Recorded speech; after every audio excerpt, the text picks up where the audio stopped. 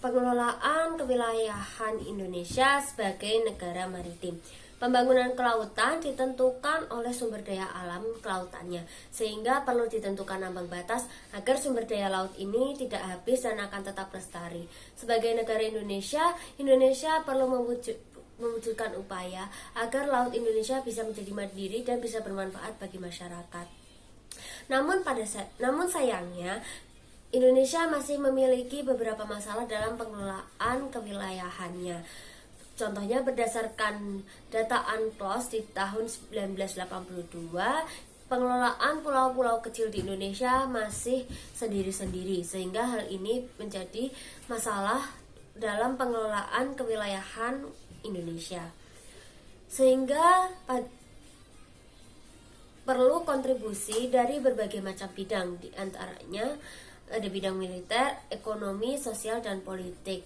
Mengapa hal ini harus dilakukan? Karena bagi Indonesia, laut adalah landasan pembangunan masa depan bagi Indonesia sebagai negara maritim yang harus dilestarikan dan diupayakan. Masalah apa saja yang dihadapi oleh Indonesia dalam pengelolaan sumber daya alamnya?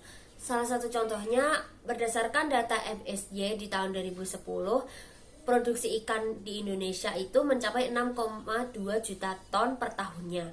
Namun untuk produksinya, mereka memproduksi sebanyak 5,1 juta ton ikan per tahunnya. Sehingga dilihat dari data ini, Indonesia masih jauh lebih banyak memanfaatkan ikan-ikan dibanding dengan sumber daya alam laut lainnya, sehingga hal ini menjadi tidak imbang. Lalu ada beberapa ancaman yang bisa mengancam kelestarian.